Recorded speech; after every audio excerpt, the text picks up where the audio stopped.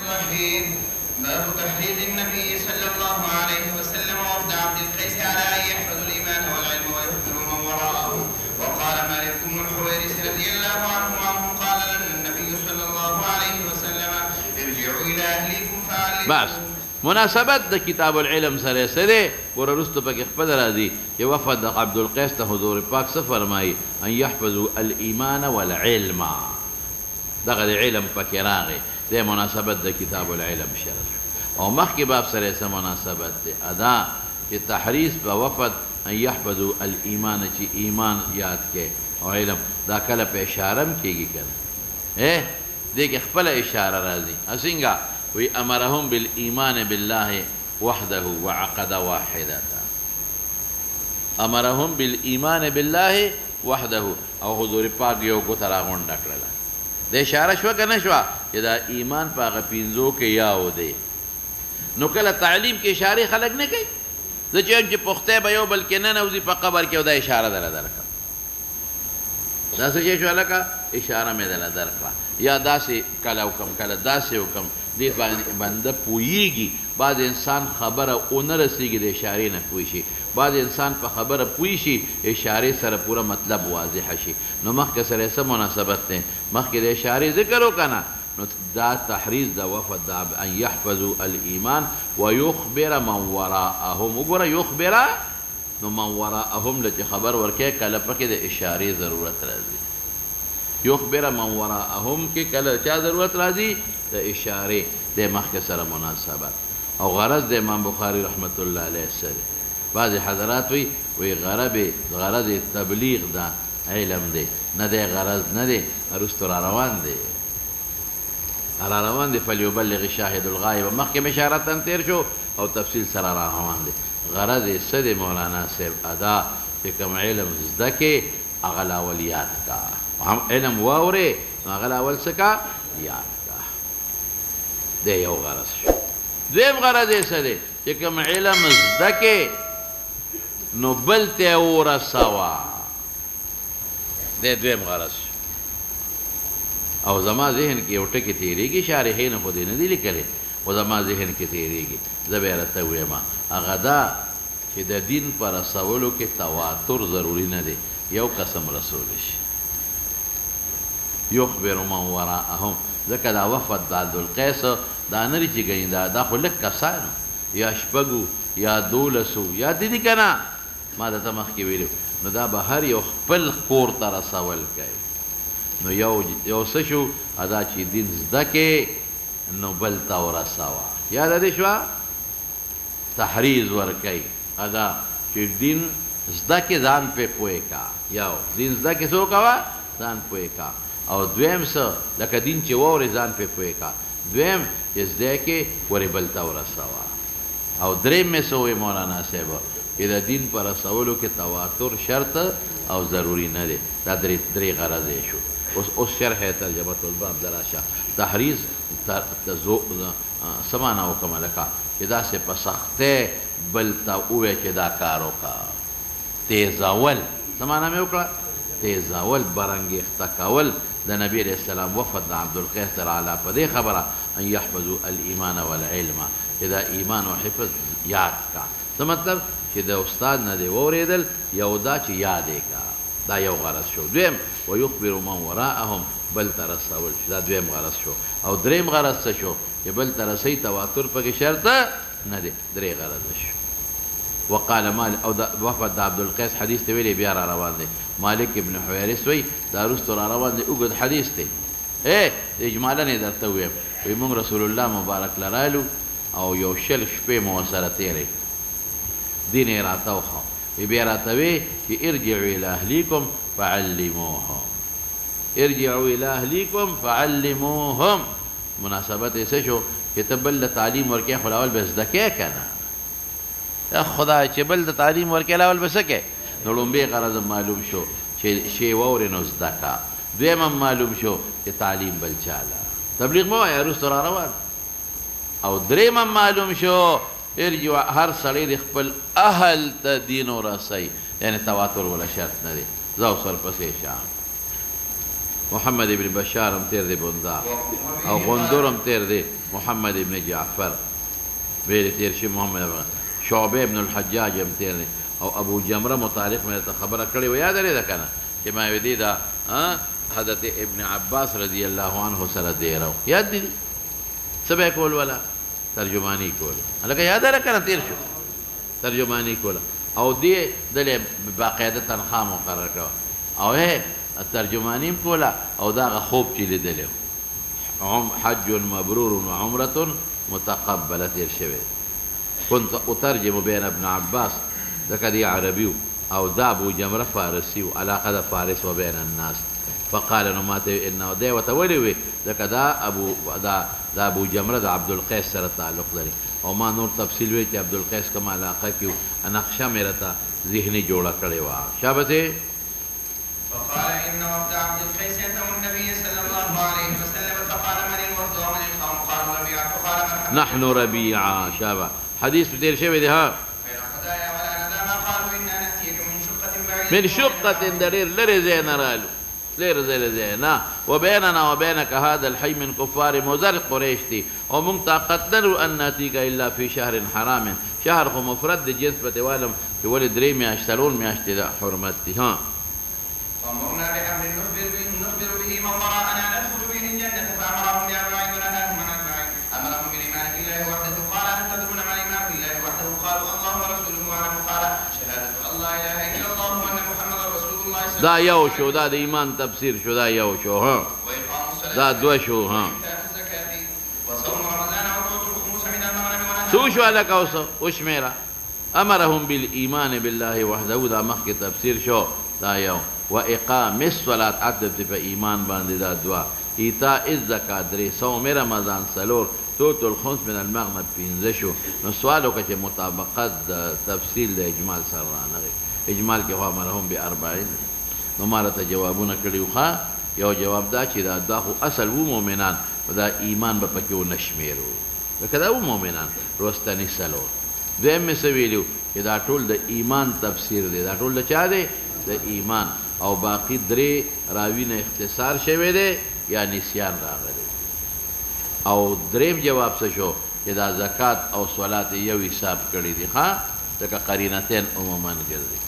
او څلورم جواب یې څه دی چې دا په صوم د رمضان ختم شو څلور دا ان تعطو رستو رسول الله مبارک ذهن ترالل چې د دیو د کفارو د قریشو منځ کې خو خامخا دشمنی ده او جنگونه به کوي غنیمت به حاصلی نو دی ورته زیادتا علی الافاده څه مې وی د پیغمبر مبارک کوم وخت اربعو هغه وخت دا ذهن کې نو رستو زیادتا علی الافاده ورته دا وی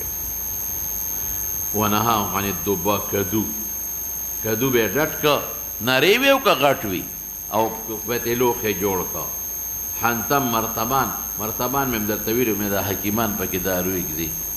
او مضافت روغن زفت منگی وی او پاغی رنگونه مگری شعبه کله وته نقیر وی نقیر څه شی دی د لرګي لوخه نقره سوري کولو ته وای نقر تو سوري کول او کله مقیر د نقیر په ځای نه ګوري مقیر د مضافت په ځای باندې مقیر د چا په ځای مضافت دا رنگ دی زفت وته وای یا قارم وته وای د بابوال منګینی قسم رنگونه ولا ورکي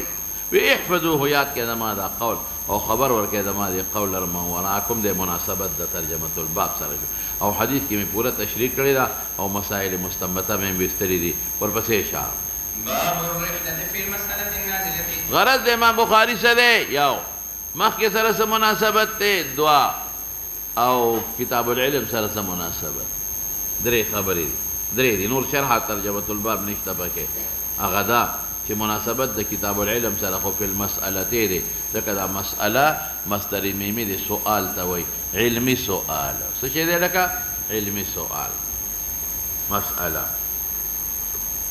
د کتاب العلم سره مناسبت شو مخکې سره څه مناسبت ډېر واضح دی مخکې د مالک د عبدالقیس سفر کړی مدینه منورې ته او د پیغمبر مبارک نه زده کړه کړې وه یاده شوه ویا کنه یار لک او نکوي کنه سفر کړي وفد د عبدالقیس دارنګه مالک ابن حویرث سفر کړي پیغمبر مبارک لا او غرض یې څه دی غرض دا چې مخکې عام سفر وي چې علم له سفر کوه تیر شوي سفر د بحر هم کوه سفر د بر هم اوس وی یوې مسلې لم سفر کولی شي مخکې وي یو حدیث له سفر شوی دی یاد دي اوس یوې مسلې لم کولی شي نازله څه پیښه یو مسله درته پیښه شوه څنګه پیښه شوه د طلاق مسله درته پیښه شوه نږدې ملا نشته له شا په سفر ولاړ نو مخکې د علم د پاره سفر و اوس مسله نازله حدیث ته یو مسله درته پیښه شوه او ته د مولا نه تپوس کول غواړې او مولا نږدې نشته سفر ولا وکړه الرحله سفر کول او رحله عموما علی الرحل په کجاوې او په پالان د اوښ سفر کول بله طالبانو څنګه یې جوړ یې که نه شور خو نه کوې شور کوم ځای نه راځي یاره روجیم نیولي دي شور خو نه کوې که نه نو کوم ځای نه راځي لاندې نه راځي شور لاندې نه راځي نو لاندې څه کوم د سره وسته چې لاندې نه راځي زه ورپسې شه نو حاصل د مسلې څه شو یو مسله پیښه شوه سفر ونه وکړه نه رحله څه ته وایي رحله په رحل د ایبلو په اوښ د پاسه چې کوم شی پروت او خلک پې کښېني د غوی هغې ته کته وایي د میخې هغې ته څه وایي کته وایي د اوښ هغې ته موږ پښتانه پالانې شوتر وایو پارسیبان او پښتانه ورته څه وایي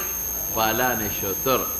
نو ګوره رحلې نه معلومېږي چې لرې سفر دی په اوښې وکړه نور په حکم کې عام دی که په اوښ کې که په موټرسایکل کې که په رجلینو موټرینو کې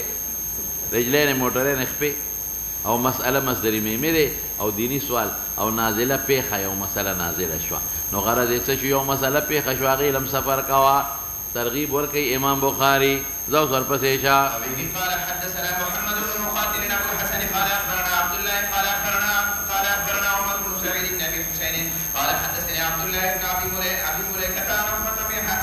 عن عقبه بن الحارث رضي الله عنه انه تزوج ابنه لابي ايهاب بن عزيز فاتت في امراه فقالت اني قد ارضعت عقبه والتي تزوج بها فقال لها عقبه ما اعلم انك ارضعتني ولا اخبرتني فركب الى رسول الله صلى الله عليه وسلم بالمدينه فساله فقال رسول الله صلى الله عليه وسلم كيف وقد قيل فقال لها عقبه ونكحت زوجا غيره. اوس راته محمد ابن مقاتل مخکې تیر شوی دی ابوالحسن نوم دی او ما درته ویلي مروزي دی ما دا ویلو چې مروزي کې د عرضې خلاف القیاس ته مروې ته چې نسبت وکړي خو مرویون وایه که نه نو مرویون خو دا اسم مفعول دی بیا د رآ یره نو په دې نسبت دې سره دی زیاتی مروزیون ورته وایي او ابوالحسن یې کنیه ده قال اخبرنا عبدالله مې چې په سند کې وروستو ذکر کړي نو عبدالله ابن مبارک مرادي دا مروي دی مروزي دی قال اخبرنا عمر بن سعيد ابن ابي حسين عمر ابن ادم مخکې تیر شوی دی دام ثقه راوي دی یو ځل نه بار بار تیر شوی دی دا ابوالحسن د ده نیکه دی قال حدثنا عبدالله ابن ابي مليكه مشهور تابعي دی او دا عمر هم تابعي دی او عقبه ابن حارثه مشهور صحابي دی نو دی څه وایي انه دی عقبه ابن حارثه تزوج واده وکړه ابنه لور د ابو ایهاب سره یا واده وکړه او یې نکاح وکړه خو خیر تزوجه معنا به موږ د واده کړو نکاح به اگر چې اطلاق یې په نکاح راځي خو دلته تزوجه دی نکاح نه دی د ابو ایهاب صحابي ابو ایهاب ابن عزیز او د هغه لور یې وکړله ابو ایهاب او محشي دي لیکلي چې نوم یې څه شی لکه غنیه نوم یې ام یحیی کنیه نو راله هو د عقبه ابن حارث ته یو ښځه بل ځای کې راځي توره ښځه وه نو فقالت هغې ورته ووې اني قد ارضعت عقبته ګوره د ده نه غایب جوړ که په کار دا و چې دی ویلي چې اني قد ارضعتو کی ویلی عقبه له ما پی ورکړی دي والتي او هغې ښځې له د ابو ایهاب لور له تزوج بها چې د عقبه ورسره نکاح وکړه تا له ستا دې ښځې له خو ما پی ورکړی دي تاسو دواړه خو رضاعي رور او خور یې نو عقبه ورته وایي دې ښځې ته ما اعلمو ما ته خو پته نشته چې انکې ارضعتني تا پی راکړی ولا اخبرتني نه دې ما له مخکې خبر راکړی که ته سوال وکړې چې دا خو چاته هم پته نی چې ما پی ورکړی دا په یو وخت کې وخت چاته یاد نی نه که تا ما له پی راکړی ما ته به مور ویلي نو ما ته خو مور نه دی ویلی ما اعلمو زه نه پوهېږم چې تا ما له پی را کړي دي ولې که تا را کړی ما ته به مور ویلي یو او ما تا بذاته ما له خبر نه دی را کړی چې ما تا له پی در کړي د دې نه مخکې نو فرکبه الى رسول الله صلی الله علیه وسلم بالمدینه فرکبه د عقبه ناکد ته وي من مکه بالکل حافظ دغسې لیکلی د مکې نه سفر وکړ نبی علیہ السلام ته بالمدینه د رسول الله مبارک نه حال په حال کون د حضور پاک چې دی په مدینه کې ای فی المدینه پوره د مکې نه مدینې ته سفر وکړ یو مسلې دپاره اگر چې په مکه کې دغه زمانه کې علما ډېر موجودو فتح د مکې نه پس واقع ده ډېر موجودو لیکن پیغمبر چې شته نو د شاګرد څه ضرورت په خپله لار نو فسأله نو سوال وکړ د عقبه هو د حضور پاک نه فقال رسول الله صلی الله علیه وسلم دا ګوره ټولو کې التفاتات دي ښه دې کې التفاتات دي ګوره که تا سوچ کړي انی ارضعت عقبه دلته عقبه غایب شو فقال لها عقبه ما اعلمو دلته عقبه متکلم شو التفات د غیاب نه تکلم ته راغیا دي فرکبه کې بیا ځان غایب کې التفات د تکلم نه غیاب ته راغی فسأله نو سوال وکړو عقبه د حضور پاک نه چې دغه دی فقال رسول الله صلی الله علیه وسلم كيف تتزوج بها وقد قيل هذا القول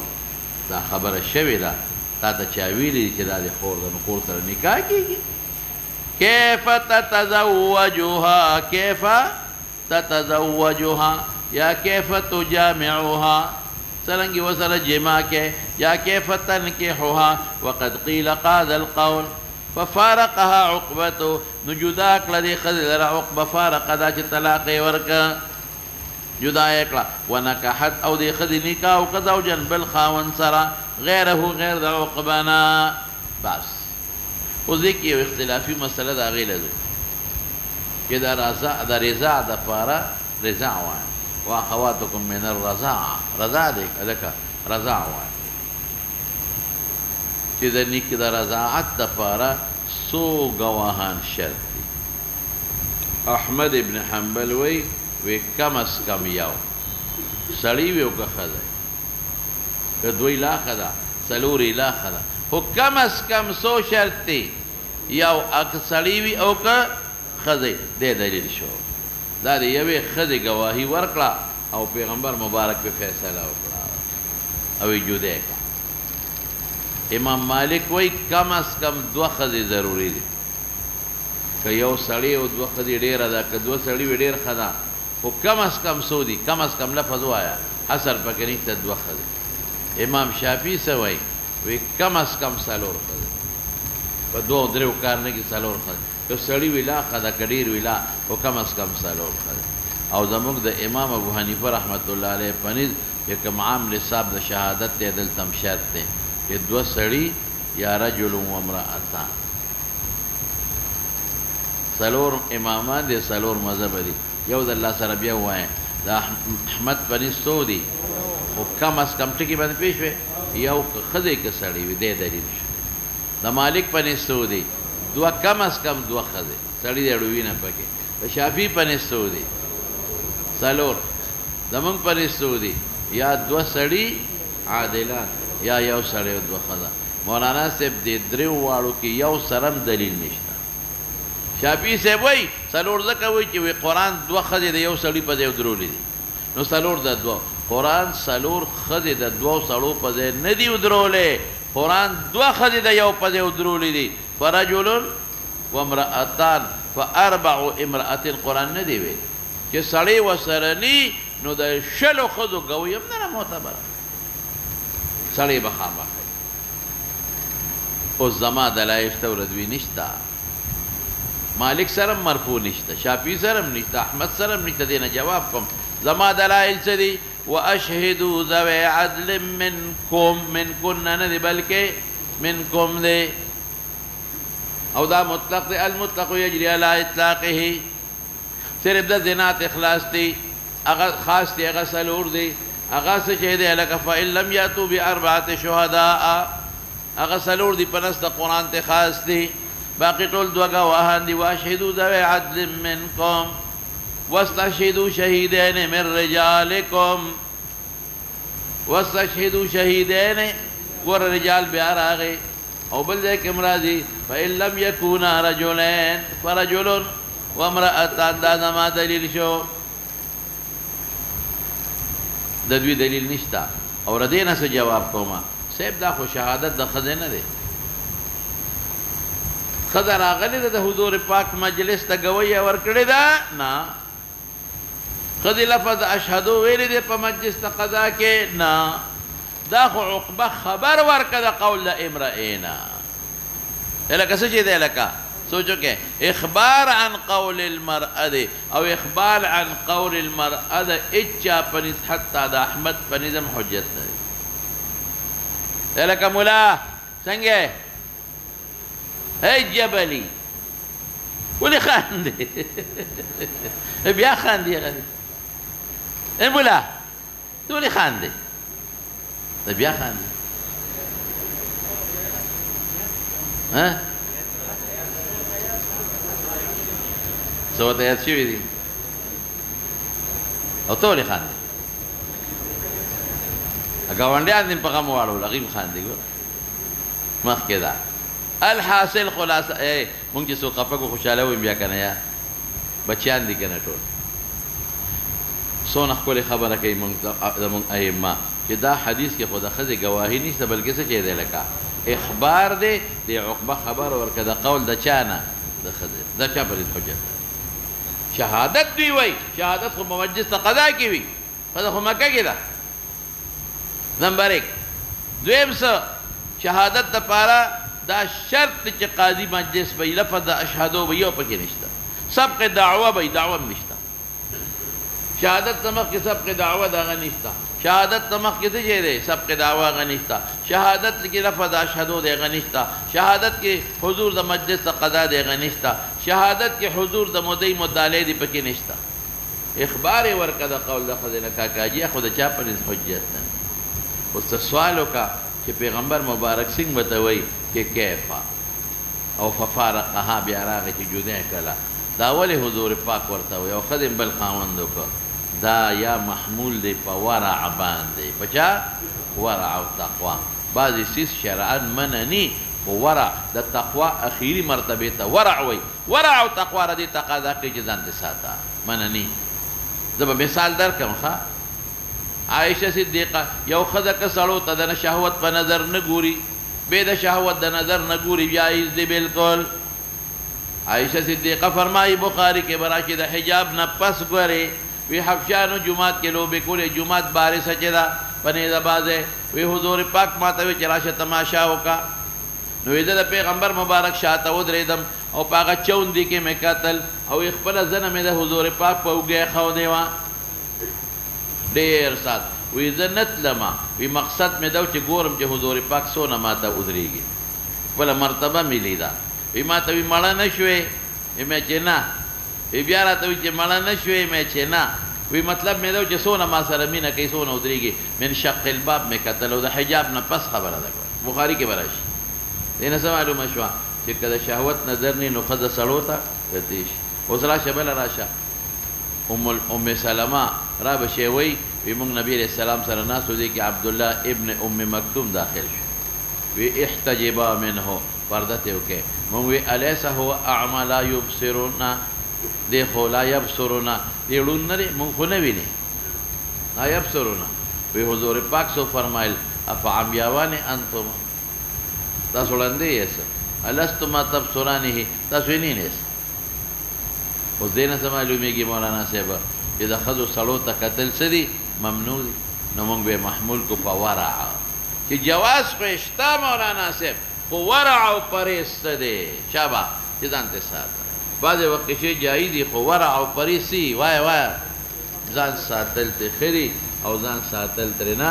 بهتر دي نو دا پیغمبر مبارک کې ورته وایي کیفه دا محمول شو په چا باندې په ورع باندې یو شو دویم دا چې دا د خصوصیت دی په وحی پیغمبر مبارک ته پته ولګېدله چې ښځه صادقه ده خو بیا به د خصوصیت شي ښه ځکه پیغمبر مبارک نور ځایونو کې په ګواهانو فیصلې کړي محمول شو په ورع او تقوا یا پیغمبر مبارک ته وحی سره پته ولګېده فیصله یې وله وکړه او یا دریم څه دریم دا چې دا په احتیاط بنا دی. سبا به ټول عمر د دې سړي په ښځه کې راځي چې هسې نه توره ښځه رښتونې وي او دا مې رضایي خور نه وي، خدای زنا نه ایجاد، هسې نه چې دا بچي مې ولد زنا نه. بیا بیا وروسته له بچو م وهمونه او شکونه راځي. د دې وهمونو او شکونو ختمولو، ټنشن ختمولو دپاره یې ورته وایي چې دا کار مه کوه. 3 وجې مې وویل. اوس راشم ونکحت زوجا، دا خو تېره شوه. اوس په مولانا صاحب دې نه ډېرې ګڼې مسلې راووتلې. مناسبت خدا چې د عقبه په یو خاصه مسله کې د مکې نه مدینې پورې سفر وکړه. اوس مخکې لاړ شوه، مسلې سره ووتلې. که یو ښځې ته پته وي چې د ما پلانکي او پلانکو له پی ورکړي دي، د مخکې نه دې خبر کړي. چې وروسته یې خبروي نو مخکې نه خبرول پکار دي. دا یوه. دویم دې څه معلومه شوه؟ دویم دا چې ګوره اخبرتني نه معلومه شوه چې ما له خبر راکړه، مخکې نه خبرول پکار دي. دویم په یو وړه مسله کې هم سفر کولی شي او رکوب کولی شي. او دریم څه؟ دریم دا چې بعضې حکم په ورع او په تقوا بنا کولی شي. دا په ورع او په تقوا باندې بنا شو. او بل دا چې رضایي خور سره نکاح ممنوعه ده. زه اوس ورپسې شم. باب التناوب في العلم. وبه قال حدثنا ابو اليمان قال اخبرنا شعيب عن الزهري قال ابن وهب اخبرنا يونس عن ابن شهاب عن عبيد الله بن عبد الله بن ابي ثور عن عبد الله بن عباس عن عمر رضي الله عنهما وعنه قال كنت انا وجار لي من الانصار في بني اميه بن زيد وهي من اوائل المدينه وكنا نتناوب النزول على رسول الله صلى الله عليه وسلم ينزل يوما وانزل يوما فاذا نزلت جئته بخبر ذلك اليوم من الوحي وغيره واذا نزل فعل مثل ذلك فنزل صاحب الانصاري يوما نبته فضرب بأبي ذر شديد فقال اسمه ففزعت أسمه ففزعت فخرجت اليه فقال قد حدث امر عادل فدخلت على حفصه فاذا هي تبكي فقلت اطلقكن رسول الله صلى الله عليه وسلم قال لا ادري ثم دخلت على النبي صلى الله عليه وسلم فقلت وانا قائم اطلقت نسائك قال لا فقلت الله اكبر. تناوب في العلم، مناسبت د علم سره خو واضحه ده. کتاب العلم سره په العلم راغی او مخکې باب سره څه مناسبت ده؟ مخکې په علم حرص و مخکې سفر کړی په یو مسله کې، داسې ده که نه ده نازله کې. او دلته موږ تناوب کوه، یا په خپله سفر کوه یا په ځان په دی بل ولیږه، یا په خپله سفر کوه یا په ځان په دی بل ولیږه. دې مخکې سره مناسبت. او غرض د امام بخاري معلوم که ښه، غرض یې څه دی؟ مصروف فی الدنیا، مصروف په امور دنیاو کې د هغه د تعلم چل ښیي. باید سړی د دنیا په کارونو کې مصروف وي، د هغه د تعلم چل ښیي. هرې څه چل وکړي هغه د چا سره فیصله وکړي چې یو ورځ به زه ځمه، ته دا دوکان چلوه خپل ملګري ته دې وایي، یا زوی ته دې وایي یا رور ته دې وایي. نو چې ماښام راشم زه به تا ته بیا هغه د ورځې سبق ووایم، او سبا به ته ځې، نو چې ماښام راشې نو ته به د هغې ورځې سبق ماته وایې. مصروف د دنیا په امورو کې. اب څه کار کوي؟ تناوب دی وکړي. تناوب پیژنې؟ نوبت مقررول، نوبت بن نوبت ده. نو امام بخاري رحمت الله علیه هغه د مصروف په علم په دنیا دپاره د تعلم چل ښیي. یوې دا غرض شو. دویمې څه غرض شو؟ دویمې دا شو چې علم فرض کفایي دی. څه چې دی لکه فرض کفایي. فلولا نفر من كل فرقة منهم طائفة ليتفقهوا في الدين ولينذروا قومهم إذا رجعوا إليه. كفرض عين هر سړی به بیا ورته. دا دوه غرضه شو. اوس راشه مولانا صاحب سند لزو خپل درې خبرې به کوو انشاءالله. مناسبت د کتاب سره باب سره به وایو، څلورمه به هم کوو. ابوالیمان یو ځل نه بار بار تېر شو. حکم ابن نافع حمصي دی، ما ویلو یو ځل نه بعد د ټولو صحاح راوي دی. او شعیب ابن ابي حمزه دم حمصي دی او زهري پیژنې. ها قال حاکي تفصیل تیر دی. ها قال وحدثنا ابن وهب. ابن وهب عبد الله دی، دا د امام بخاري بل استاد دی عبد الله. قال اخبرنا یونس هم تیر شوی دی، یو ځل نه بار بار تیر شوی دی. او بیا د یونس استاد ابن شهاب دی، یو ځل نه بار بار تیر شو. مخکې د تعبیر په زهري کو، دلته به ابن شهاب. اوس راشه وختي د زهري او د امام بخاري منځ کې راویان څوک وو؟ ابوالیمان او شعیب. او دلته راویان څوک شو؟ وهب او بل څوک شو لکه یونس یو وهب او یو یونس دا مخکې ده چې دا مدار د سند ابن شهاب زهري شو عن عبید الله ابن عبد الله ابن ابي ثور مشهور تابعي دی عن عبد الله ابن عباس عن عمر رضی الله عنه قال عمر وتوي دا ډېر اوږد حدیث دی بل دی به امام بخاري په درېو صفحو کې راوړي دلته اختصار وکړه درېو صفحو کې به راځي انشاءالله دا قال عمر وی كنت انا یوزوم وجار لی زما گاونډیو د انصارونه ناکت لیکلی دی عتبان ابن مالک څوک دی لکه عتبان ابن مالک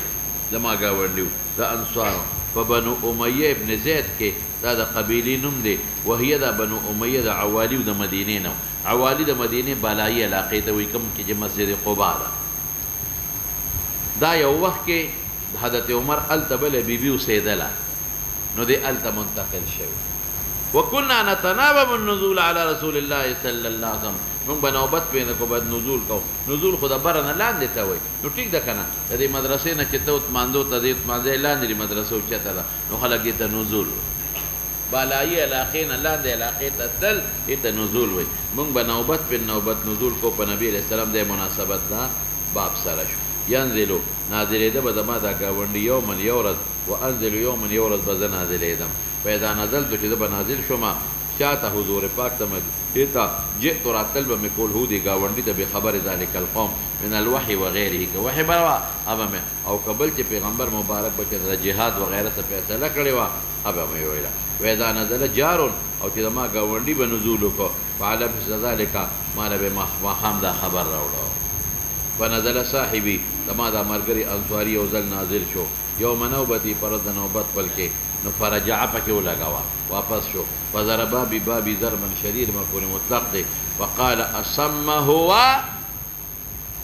الکا سم اسم اشاره دی د کور کې دنه هو عمر شتا غایب فرض کو ففزعت هیبت کې پرې وتما چې څه چل دی او بل دی بدا هیبت وجه وي وې دې روزو کې مونږ کې دا پروپاګاندا وا چې هرقل روان دی په مدینه حمله کوي نو بس هیبت کې شما وی ولې راغی سو وینا غپرید لوی غم پیښ دی فقال قد حدث امر عظیم لوی امر حادث دی فدخلت نو اغما وی امر حادث دی دې کې اختصار طلق النبي صلی الله علیه وسلم ازواجه حضور پاک بیبیان له طلاق ورکړ او هو دی وش پر باندې 13 شون ځکه لوري د پکې او طلاق یې ورکړ لوري غر کې شي بیبیانه نو داخل شو مالا حبسه د خپل لور باندې فصبا کې پیدا هي تبكي اذا مفاجاتي جړلې حکایت د حال ماضیه دی فقلت اطلق كن رسول الله صلى الله عليه وسلم قالت اغي لا ادري فتنشتا ودغه بالخانه ته خطلې فتنشتا ثم دخلت داخل شم په نبی کریم صلی الله علیه وسلم لیکن اختصار دی اجازت یې غوښته دی فقلت انا قائم حضور پاک ملاس تو ډړې والے و زوالانو هم دوه د اجازت غوښته اجازت میلاو نشو په دریم د اجازت غوښتنه میلاو شو ثم قماوي اطلقت نساءك نساء مراد ازواج دي طلاق دې ورکړې دي قال لا نه مې دې ورکړې فقلت الله اکبر د خوشالینه چې زه خفګان به خدای ختم کړي روانه راغلې ده او طلاق نه دې میلاو دا شکر الحمدلله نو الله اکبر د خوشالینه شو نو مناسبت خو واضحه شو چې دا د نوبت په نوبت بتلل او غرض معلوم شو که نه شو چې مصروف یو سړی په دنیا په کار کې یا په دین کې دا طریقه استعمالولی شي او فرض عین نه دی ګنې بیا به هر سړی ته ولې لیس الخبر کالمعاینه اوس د حدیث نه مولانا صاحب ډېرې زیاتې مسلې ووتلې سر له واپس لاړ شه یو خو دې دا معلومه شوه چې حضرت عمر په بعضې اوقاتو کې په بنو امیه ابن زید عوالیو کې اوسېده یو ته دا معلومه شو عوالیو ته منتقل شوی او عوالیو کې اوسېده دویم ته څه معلومه شوه چې دوه ښځې یو ښځی په یو کلي کې د بله په بل کې نو دی یې به دې سره موسیږي سموده او سموده نوبت خو نه شي استعمالولی ځای لرې دی نو سموده دی یو سره اوسیږي سموده دی بل سره اوسیږي دا د څه نه معلومم دا د عمر د فعل نه او که ته وایې دا خو موقوف دی نو حضور پاک ته خبر دی که نه نو په حکم مرفوع شو بل ته څه معلومه شوه چې عوالي بالایي علاقه وه د عوالیو نه معلومیږي او د نزول نه معلومیږي او بل ته څه معلومه شوه بل اعتماد په تعلم کې واسطه جایز ده تعلیم او تعلم کې واسطه عمر دا غاونډي واسطه ده د شپې وته ټول خبر اوري او غاونډي د عمر واسطه ده نو واسطه په تعلیم او تعلم جایز ده خو چې واسطه معتمده وي اعتماد دی په ودات بل معلومه شو او بل د معلومه شو بل خبر واحد حجت ده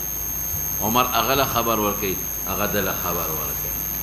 خبر واحد حجت ده بل د معلومه شو بل د علم اهمیت معلوم شو چې علم دون اهم دی چې دا د اکتفا نه کوي چې د مرد یو ورځ سبق د شي دام ډیره ده نه باقاعده دی غله خبر وروړي غدل وروړي اهمیت د علم ته معلوم شو او بل ته معلومه شو بل دا ضرب بابي ضربن چې چته هیبتي چا دروازه سخت والش هغه غریب هیبت او اوازم کولی چې دروازه سره سمه هوا او بل چې دروازه د تچواله روزي مولا په هیبت دا دی روت او بل څه شی دی بل دا دی دا نبی د خپل لور په خفګان د پلار خفګان یا د حضور پاک په خفګان د مرګري خفګان دام ته معلوم شو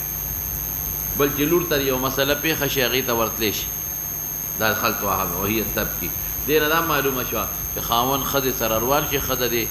خفګان اظهار وکړي دا د حضور پاک خفه شو جړل غریبې بل دې څه معلومه شوه بل د خبرې تحقیق کول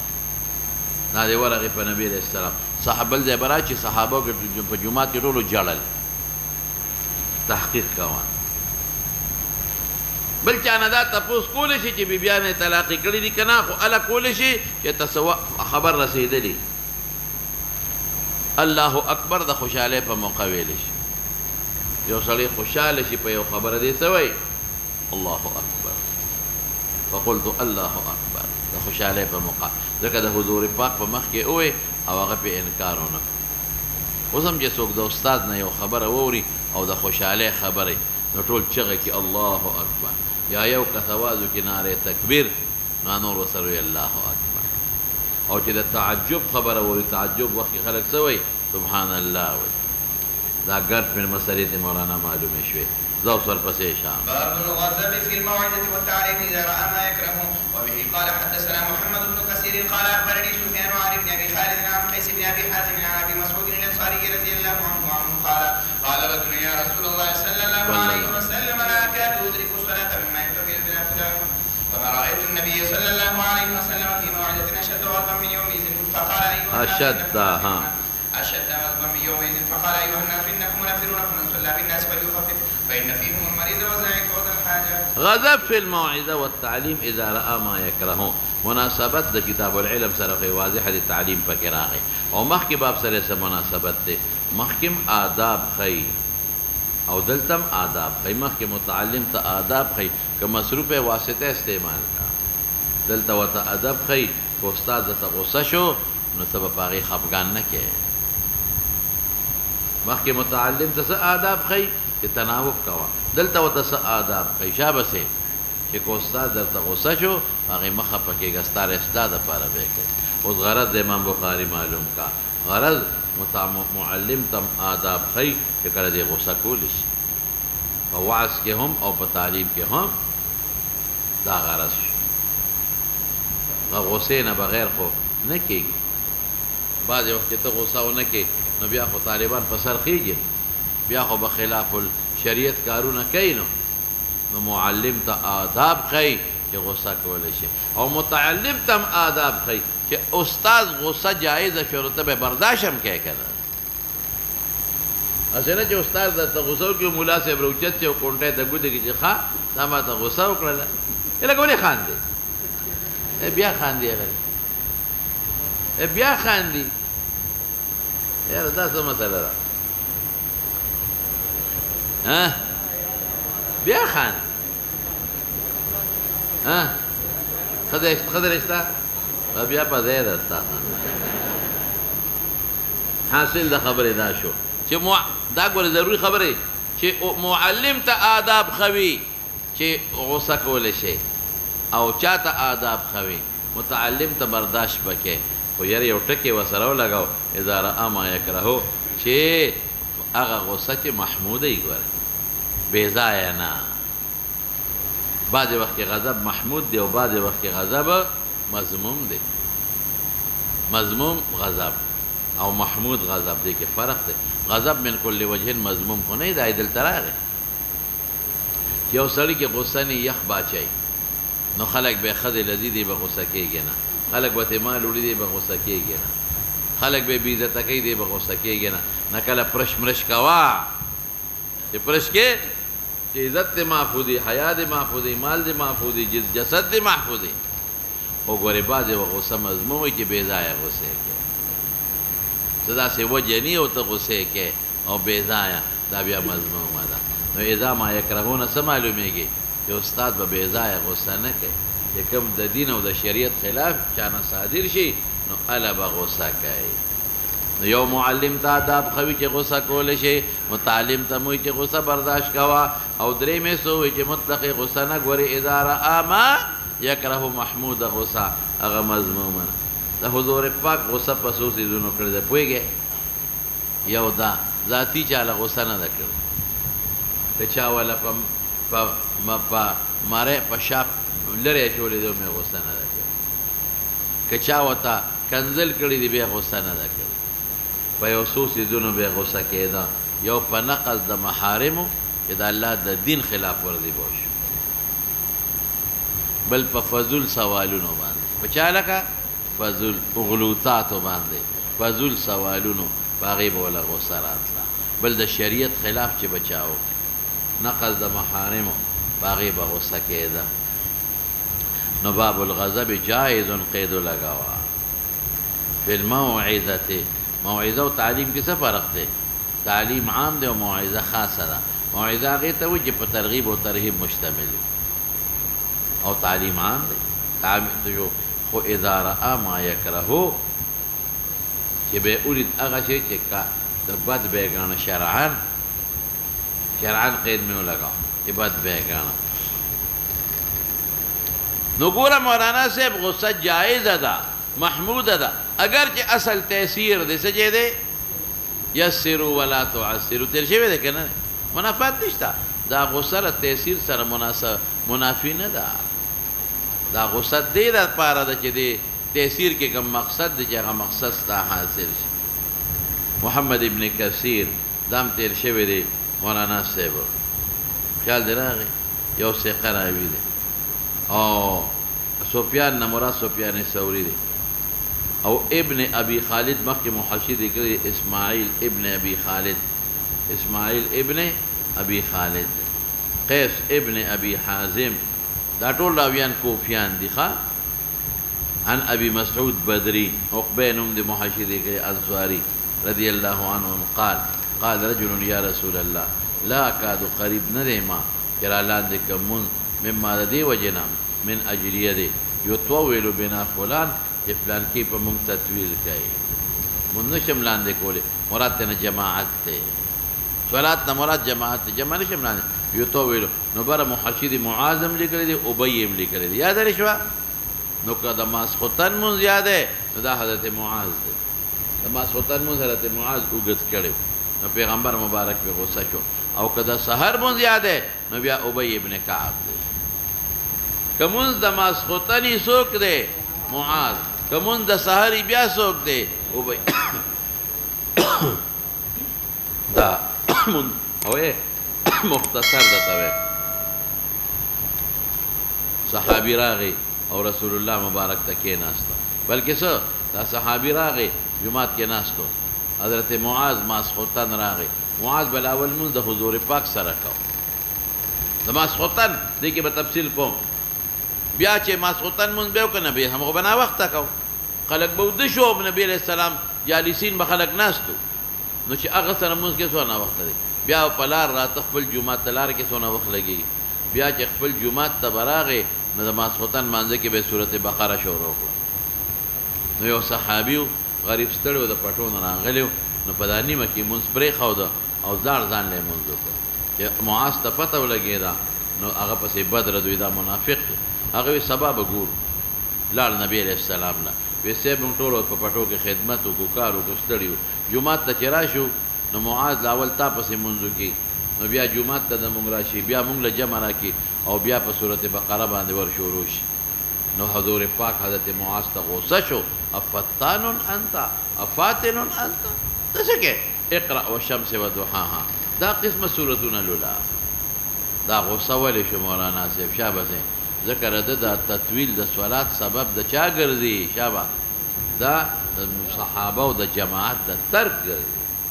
محارم باندې او ترک او جماعت ترکول خو حرام دي او دې دا غي سبب ګرځي نو ځکه پیغمبر مبارک په غوسه شو بس دا خو یو وجه شو اوس دا نو بیا سوي لا اکاد قریب نه مجرا لاندې کم صلات لره مراد نه جماعت ته مما ردی وجن یطول بنا فلان فما رأيت امن رسول الله صلی الله علیه وسلم مسعود په یو وعظ کې ګوره تعلیم په ته قیاس کې یا تعلیم رستو را روان دي اشد غضبا ډیر سخت غصې د وجنا من یومئذ من غضب یومئذ دا غیر وخت باندې مې په وعظ کې غصه مې بل وخت لیدې وه خو په وعظ کې دا ډېره غصه وه وقال ايها الناس خبر عام کړ یوازې معاذم ټارګټ نه کړ اے خلکو انکم منفرون عن الجماعت نا کې لیکلي دي ومن صلى بالناس امام دی وليخفف تخفيف دی کوي فان فيهم المريض والضعيف مریض نه مراد دی ضعیف نه ضعیف الخلق خلقت مراد دی او ذو الحاجت تشابه حاجت نو اختصار لیکن علماء لیکي دا اختصار پچا کې پتر کو تطویل د سنتو کې پتر کو تطویل د جانا یہ سنتو نه زیات تطویل بنا کې تخفیف دا معنی دا نه چې د سار مون با قل اعوذ برب الفلق کې او کته مقتدیان من نشي ودرې دي خان بابا نه جوړه دي او د سار مون په معوذتين کوا وته خان بابا ته چې کور کې نه یوازې خان بابا خو نه دی نواب بابا خو نه دی نور مسلمانان نشته نو سنت به د چا د وجه نه پرېږدي دا تطویل کم یو شو چا به وایا د سنتو خلاف ورزي زیات ویل او دا تطویل تخفیف دا معنا چې سنتو نه نه کمه سنتو نه زیات چې کم دی هغه کې تخفیف وکا او تخفیف په رکوع کې او په سجده کې په دې کې بم نه کې په قراءت طویله کې په قیام طویله کې اوس مولانا سے مناسبت واضح جو اشد غضبا سرا او مولانا صاحب د پیغمبر مبارک غصه شو نو دینه معلومه که چې معلم لم آداب د چې غصه کله کولای شي دوی متعلم به برداشت کی صحابه د برداشت وک او درې میرا تسو مولانا صاحب چې اسق بیزا یا غصه بنه کې ما یکرهو د وجنبه کې دا خو غرضونه شو او حدیث تړي خبره معلومه شوي هغه د چې شکایت کول شي لاندې د امام نه بر امام تا د قاضی نه د امام نه بادشاہ ته شکایت کولی شي او دویم زمانہ د جماعت اهتمام هم ته معلوم شو څه معلوم شو لکه د جماعت اهتمام ته معلوم شو او دریم څه غصه هم ته معلومه شو سخت غصه په وعظ کې او سرورم ته معلومه شو چې اصلاح په یو مجلس عامه کې اوکا یا رکه فتنه ته نه جوړیږي دا یوازې معاذ ته نه وي خبره عامه کړه چې نور خلک هم پیشي اصلاح په مجلس عامه کې لکه انما الاعمال بالنیات کې مې ویلو ایها الناس او بلکې معلومه شو چې امام به تخفیف کوي تخفیف په معنا مې پوه کړلې د مقتدیانو لحاظ بکې او سنتو پر خودلو کې نه ګوري زو ور پسې شا وبه قال حدثنا عبد الله بن محمد قال حدثنا ابو عامر بن العقدي قال حدثنا سليمان بن بلال احمد بن عامر بن عتب بن ابي الرحمن عن يزيد بن المنبعث عن زيد بن خالد بن رضي الله عنه ان النبي صلى الله عليه وسلم سأله رجل عن اللقطة فقال أعرف رفاءها وقال بعاءها وعفازها ثم أعرفها سنة ثم استمتع بها فإن جاء ربها فأدها إليه قال فظلت رجلي فغضب حتى احمرت وجنبه أو قال احمر وجهه فقال ما لك ولها معها سقاقها وحداؤها ترد الماء وترعى الشجرة فزرها حتى يلقاها ربها قال فظلت الغنم قال لك ولأخيك وللذئب عبد الله ابن محمد مسندی وتوي محکم تیر شوی دی وته ولې مسندی وای په ما ورا او نهر کې ما ویل لومبه مسند دلی کړي دی ما ورا او نهر کې لومبه مسند دلی کړي دی ځکه مسندی وته وای او ابو عامر عقدی عبد الملك ابن عمر چې مخکې تیر دی او کنه عبد الملك ابن عمر خراسانی دی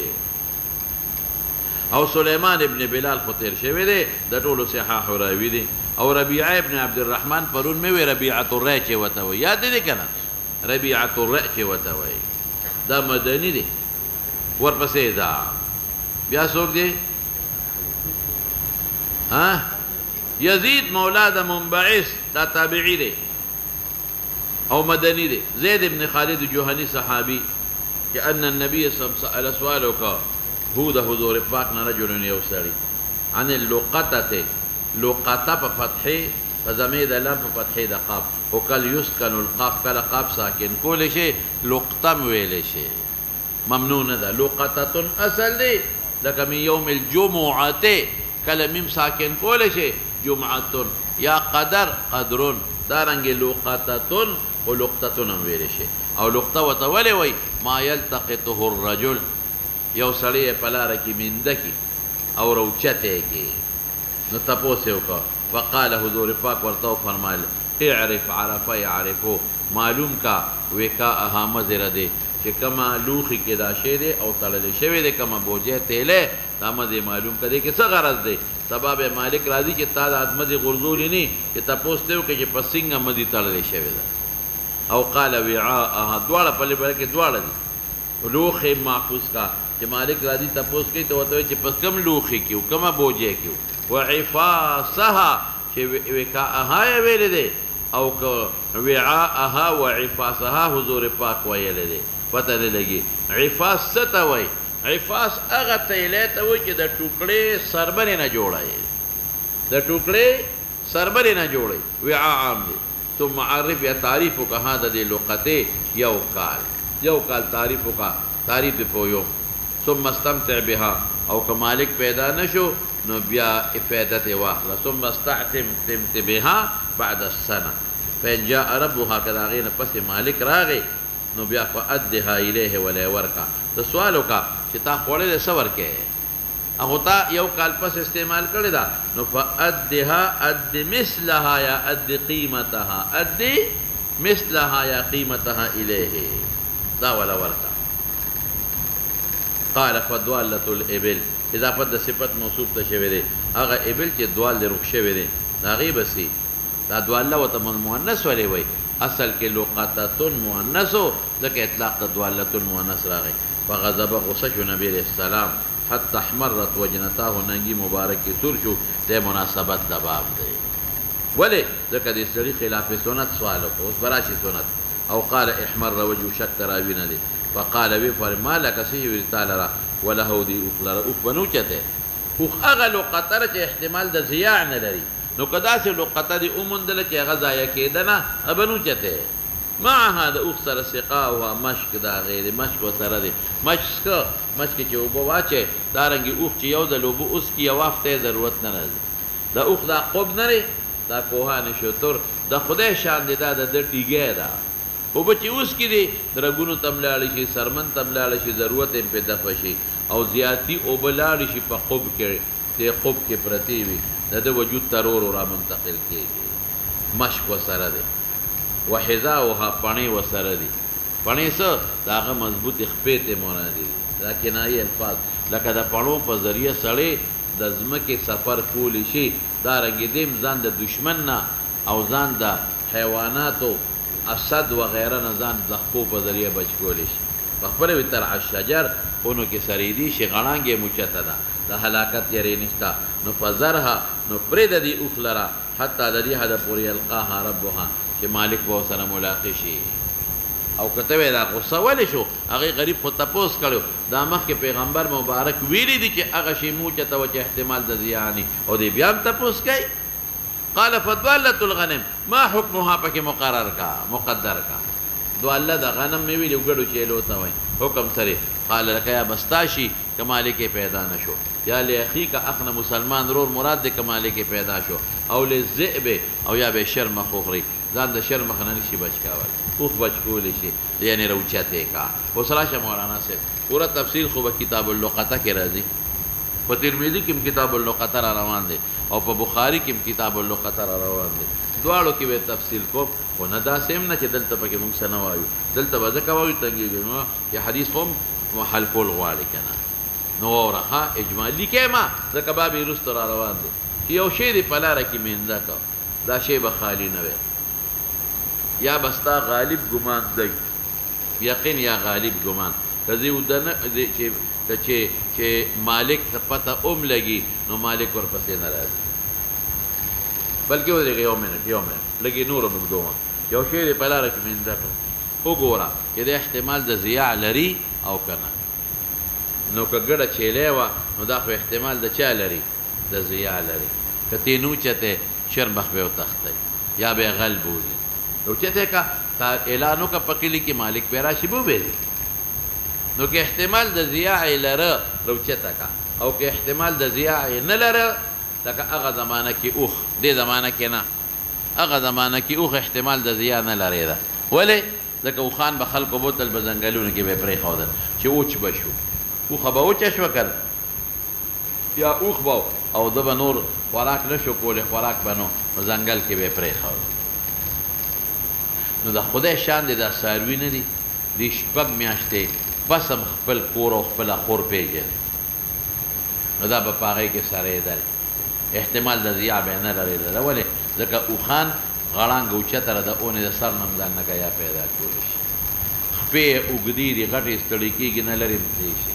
او مشک ورسره دی ما په هغې پوه کړی زه په خپله یو ځل دې دیر ته تللی د دیر نه پورې غاړه ده بین علاقې ته تللی نو هلته کې دا غر دی د افغانستان او د پاکستان په میانځ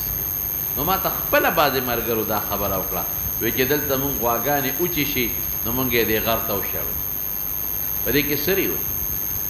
وی داسې هم شوي دي دا راته هغوی ویلي دي چې زموږ دا غواګانې افغانستان ته تللي دي هغوی نیولي دي او داسې هم شوي چې د افغانستان غواګانې دې خوا راغلي دي او دی هم راته ویلي چې داسې هم شوي دي چې دا غوا بلاربه شوې ده چې موږ پسې بیا شپږو میاشتې پس تللي او بلکې دا هم راته یو ملګري وی داسې هم شوي دي چې ډېره موده پس دا غوا روکه شوې ده ډېره موده پس هم بیا میندلې ده یا کور ته راغلي یا کوده شوې ده ورسره دوه درې بچي مو دا به خلکو هغه زمانه کې رواج و نو ځنګل ته به یې وسرل نو اوښان احتمال د ضیاع نه لري دې پس دې میاشت پس شل ورځې پس هفته پس څه موده پس راشي خپل کور ته او یا مالک ورپسې لاړ شي ولې نو هغه زمانه د دیانت وه چا به اوښان نه غلا کول خو دې زمانه کې ګوري اوښ هم خلک په بډه کوي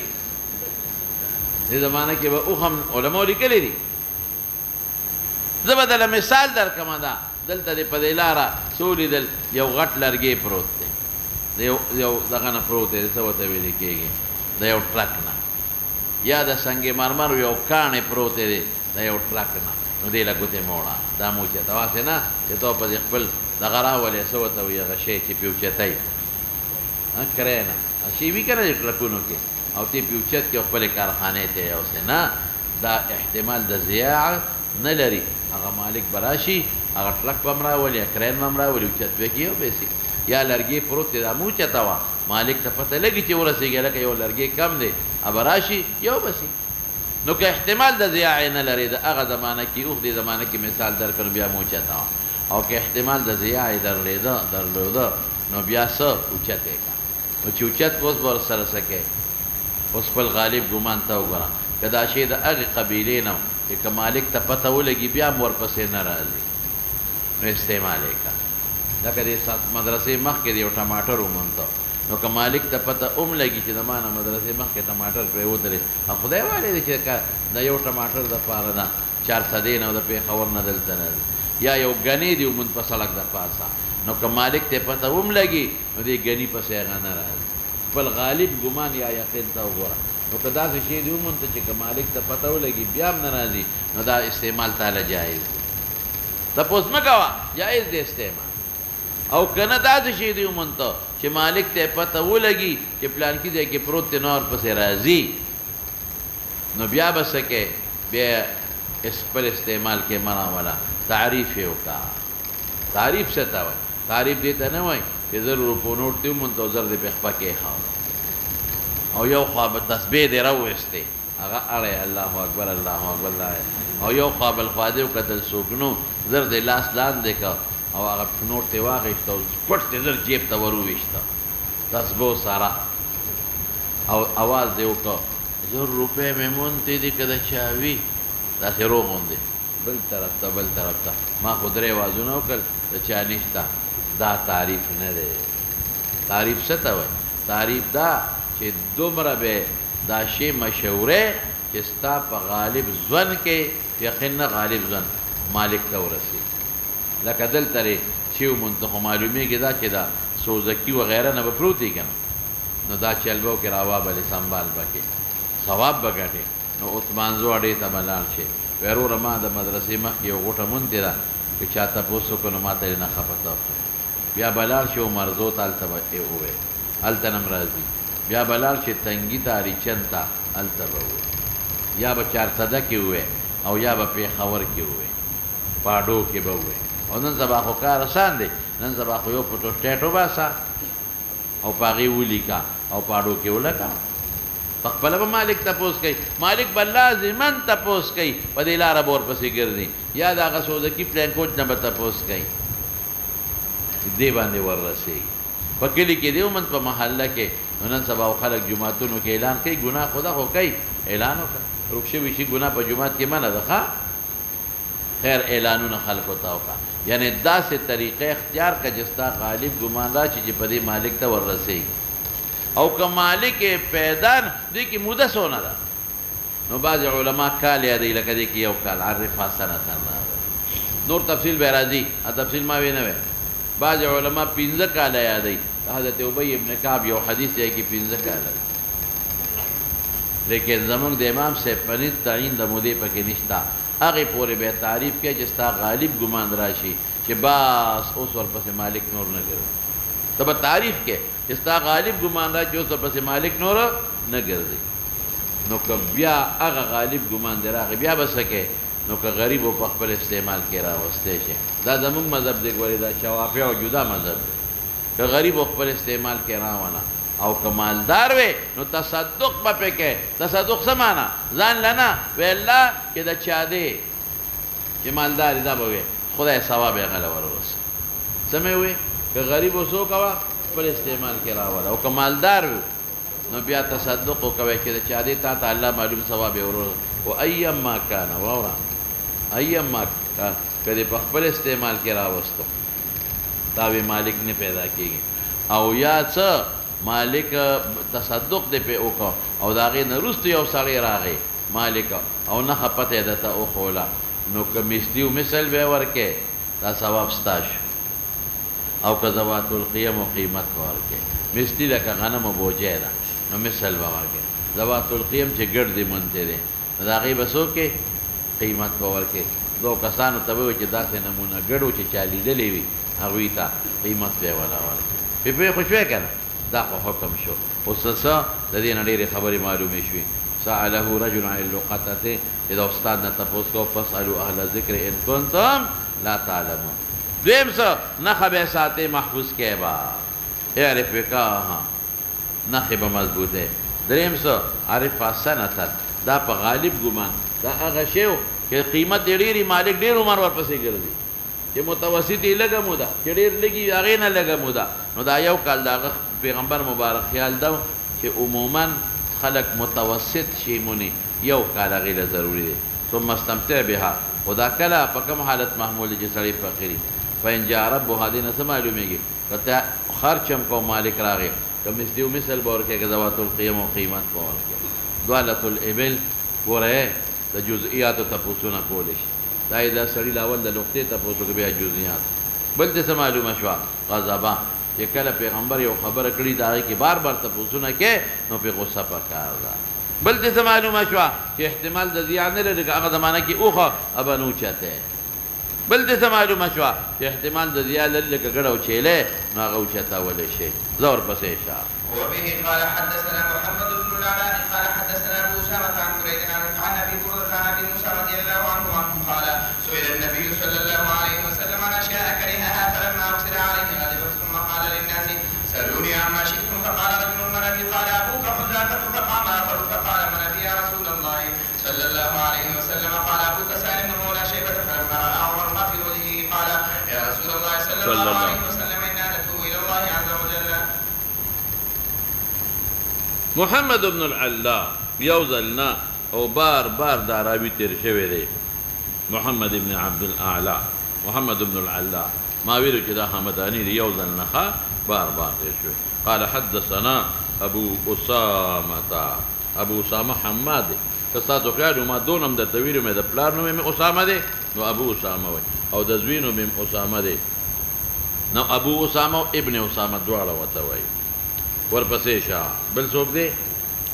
برید ابن عبد الله دام تیر شوی دی برید ابن عبد الله ابن ابي برده د ټولو صحاح راوي دی او زور پسې ان ابي برده دی نیکه دی دا غنه نقل کوي ابو برده د خپل پلار ابو موسی اشعري نه نقل کوي قال سئل سوال شو رسول الله صلی الله علیه وسلم کرهها بدی وکړه دا غي ذکر حدیث کې نه چې څه شو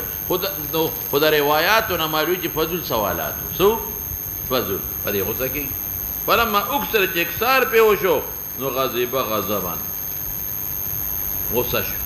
نو عمر په پیشو نور صحابه په پوی نشو او د غصې نه وای چې للناس سلوني عما شئتم چې څه تاسو کوي شابه کوي نو قال رجل دا عبد الله ابن حذافه من ابي پلار مې سوق دي دا څه تاسو چې پلار دې سوق دي اصل کې د سر چې چا جګړې شوي نو خپل پلار به وته نه یاد او بل به وته یاد نو دوی ورګه د ما پلار معلوم شي قال ابوك حذافه دا څه تاسو نه به پیغمبر نه هونه کې کنه مناسبت د باب دی چې غضبا یغضبو پیغمبر غصه شو او پس غصه شو په فضل سوالات یاد دي بل ته اخا نو او مولانا صاحب د غصې د وجنه دا ویل شي چې شابه څه تاسو کوي نو ته به نه کې تاسو ته به نه کې دا خو هغه د غصې د وجنه وای نو دی وجه مدا خبره نه کې بل فضل سوالات باندې کې دام ته معلومه شو باغی په پیغمبر غصه کېده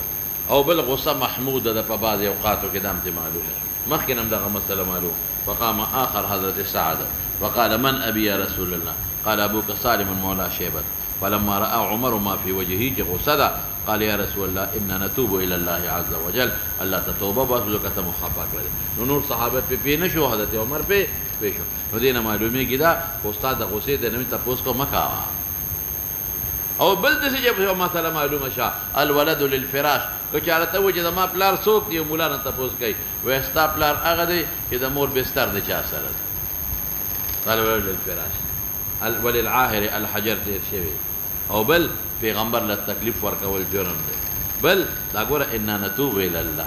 پیغمبر دی خپکه زر توبه وباس دا رنګ چې استاد دی خپکه دام جرم دی او چې استاد دی خپکه الله ته زر توبه وباسا الله په خپکیږي دا ګڼ مسائل ترنه معلوم شو بس وکړه مولانا صاحب